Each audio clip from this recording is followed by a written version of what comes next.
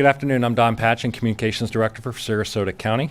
Thank you all for being here, and thank you for those who are viewing us on Facebook Live and on the county channel. We'll begin with an update from Emergency Services Director, Ed McCrane, and then we'll take some questions. Reminder, when we ask for questions, please identify yourselves. We'll take it in an orderly fashion, and also state your affiliation. Ed McCrane, please. Thank you. First of all, I've been promoted. I'd like to give clarification. Rich Collins is the Emergency Services Director. I am actually the Emergency Management Chief, but thank you, Don. I hope that's not like an omen or something. Forgive me, I'm going to read from my notes because there's a lot of important information that I'd like to get out. So when I'm done reading from my notes, I'll take questions. We'll begin by talking about Governor Rick Scott and Congressman Vern Buchanan met with us here today. We'd like to thank them for that. They promised their support and pledged their support to us for all resources that we may need. We continue to work with our partners at the state and local level. We've been monitoring the storm track, and we just got off a call with the National Hurricane Center and the state EOC. And the good news for us at this time is that the storm surge threat, although it is high, is 6 to 10 feet. And this morning, in conjunction with our partners in Manatee County, after Charlotte County issued a mandatory level B in addition to their level A, we went ahead and went with a voluntary level B as well until we found out about the surge threat. That could change, but for now, that voluntary level B stays in place for those people that are just outside of the A zone who might see storm surge water maybe in their front yard, but nothing catastrophic, okay? If that changes, we will definitely update you. But for now, mandatory level A and voluntary level B is fine. We have already issued that mandatory level A for barrier islands, mobile homes, RVs, low-lying areas, the river areas, and that continues. We ask the public to continue to evacuate, and we're also going to put out a code red telephone notification message to all the people that are in these areas that this pertains to. We realize not everybody is on code red, so we ask you to please register at scgov.net for code red. We will also be sending law enforcement and fire rescue personnel into these areas on the barrier islands, low-lying areas, the river, and mobile home parks to remind people. And we ask you to please evacuate. Evacuate now. You have until 8 p.m. this evening to complete your movement. You do not have to go hundreds of miles. You can go tens of miles. We have shelters open here. We opened 4 more today. We have 8 shelters. We have Atwater Elementary, Brookside Middle School, Booker High School, Woodland Middle School. Today we opened Heron Creek Middle School, Northport Elementary, Philippi Shores Elementary, and Southside Elementary. Our partners in Manatee County have 22 shelters open. They still have some capacity, so if you live in the north part of the county and you'd like to go there, you may go there as well. Do not go to other locations expecting that they will open. We do have 22 shelters on the list, but we're very cautious. We make sure we use shelters based on the storm track, the storm surge threat, and the expected hurricane or tropical storm force winds. All of the shelters that we selected can handle up to a Category 4 hurricanes. That's why we don't use some. Do not go there and just because it's on the list. Please go to scgov.net and utilize that information there. Please follow the county social media, Twitter and Facebook pages. Very good information there, and the website has been modified. The home page is specifically for emergency response information and preparations for Hurricane-Irma. Our contact center is being overwhelmed. There are 250 people in the queue at any given time. Please, if you have questions about shelters or other issues that are not emergency related, that are not urgent for someone to speak to you about, please use these resources. Go to the website. Watch these press conferences where we announce the shelter locations. There is a concern from Sarasota Memorial. Apparently people are using the parking garage at Sarasota Memorial to protect their vehicles. Please do not do that. Those parking garage spaces are for doctors and nurses and patients, and also a large portion of the parking garage can be converted into a surge capacity medical center with air conditioning and doctors and hospital beds in the event that we need to use that. We do not need vehicles. They are presently towing any vehicles out of the parking garage that do not belong there. So if you have parked your car there, please go get it. Take it somewhere else. As long as it's above the storm surge threat, it's not going to be flooded. And you can protect it in other ways. Please do not use those critical parking spaces in the parking garage. Sarasota County government offices will be closed on Monday. We should still be receiving storm impacts at that time. Beaches, libraries, and parks are also closed. Remember, the beaches closed yesterday. There's no lifeguard service. Please do not go there. You should be evacuating those areas. SCAT bus service will be suspended at 6 p.m. this evening. No bus service on Sunday. Fares will be suspended on today so that people can ride for free if they want to get to a shelter location. Solid waste collection schedule for Saturday has been canceled for residents of the unincorporated Sarasota. The Central County landfill will remain open until 5 p.m. this evening and will be closed on Saturday. I'd like to add that if people have their garbage cans out after these closures, they need to please secure those garbage cans. Do not leave trash out in the street. Did I say Northport Elementary on here? I apologize. Northport High School is that shelter. Thank you, Don. At this time, I will take any questions that you may have. I know you already kind of mentioned not going to different shelters. This is Bogart Gates from ABC 7, by the way. But we've had information that about 200 people are currently at Riverview and Taylor Taylor Lakes Elementary School. In the school as a shelter? Yeah, they're outside at those locations. Okay. Trying to figure out what to do. Okay, we will send law enforcement officers to those two schools. Can you mention the schools again, please? Riverview. Uh-huh. And then Taylor Lakes. Taylor Ranch? Taylor Ranch Elementary. Okay, we will send law enforcement to Taylor Ranch Elementary and also to Riverview and advise those people where the real shelters are. There's always a possibility we could open more, but at this time there are only 8, the 8 that I mentioned. Okay. Okay? Sean Strecker with 10 News.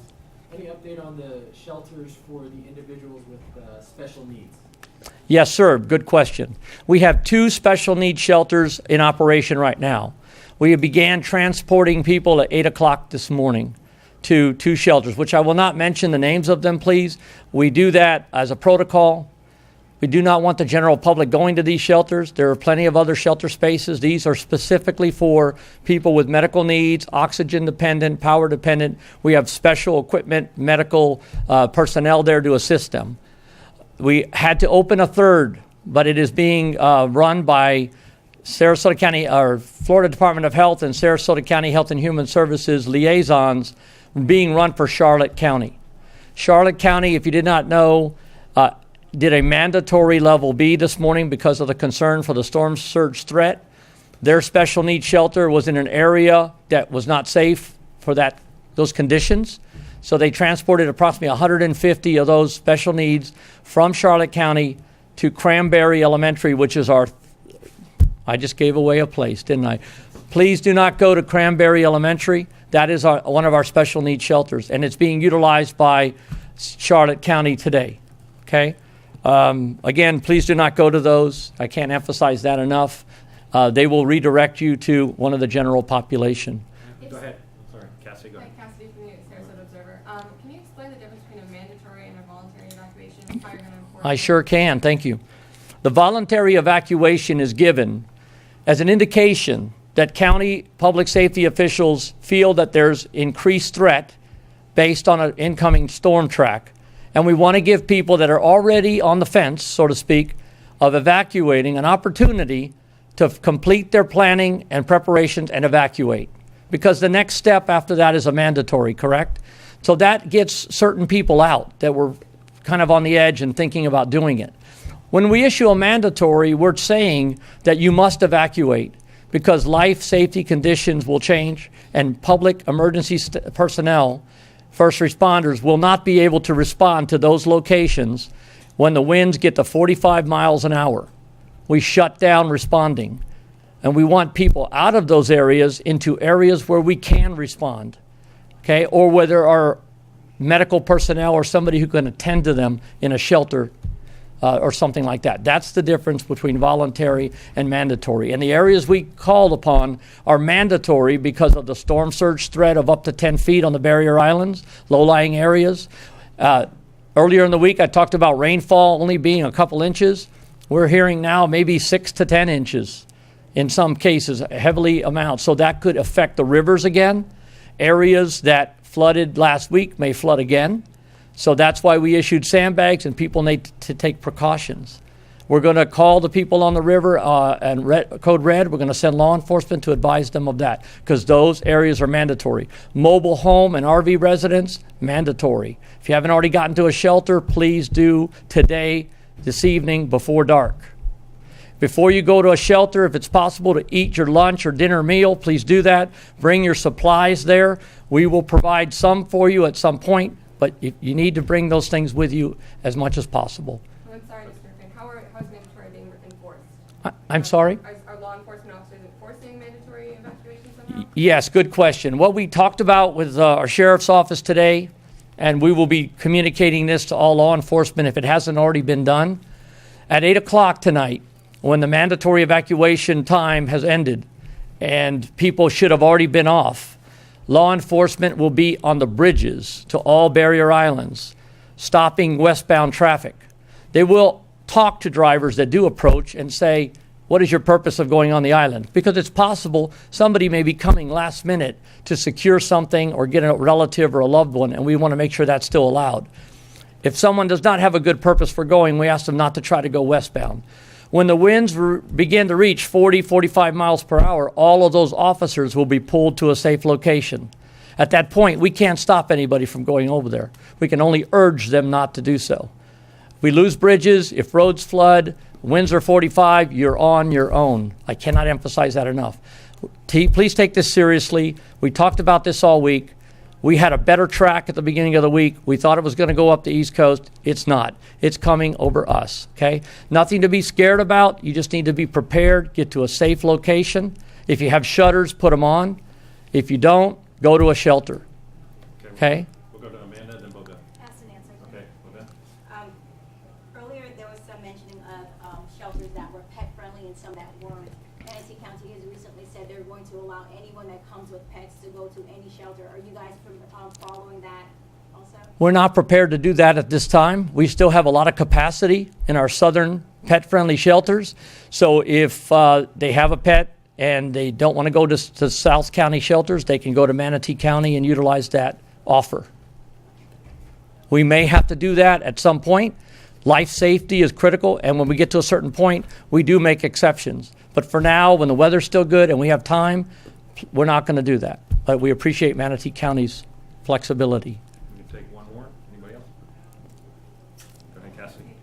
Cassidy from Sarasota Observer. We saw that Booker High School as a shelter was at capacity, and yesterday we were told that they would be monitored and more shelters will be opened up before a shelter reaches capacity. Can you just explain why? I have not heard that it was at capacity. Matter of fact, it was one of the ones we just opened with the National Guard.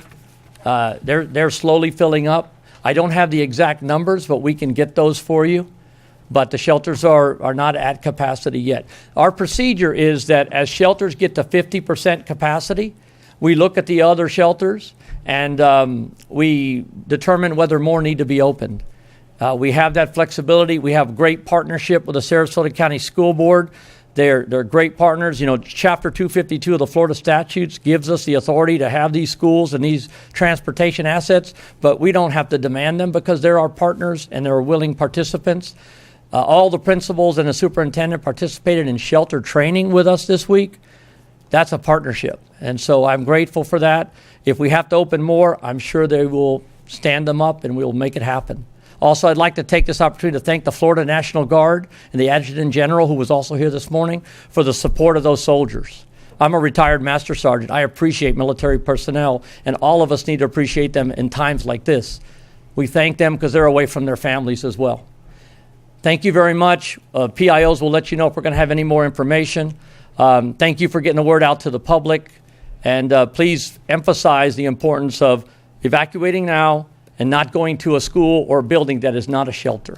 Thank you. Okay. Thank you, Ed. As Ed stated, please continue to have your viewers to go to scgov.net. We're getting high call volume at 861-5000, and there's a long queue. It's almost an hour wait. Most of the questions that are being answered on 861-5000 are actually can be answered on scgov.net right on the homepage. The entire webpage has been redesigned specifically to get information out about Hurricane Irma. Thank you all for being here today. We appreciate your help.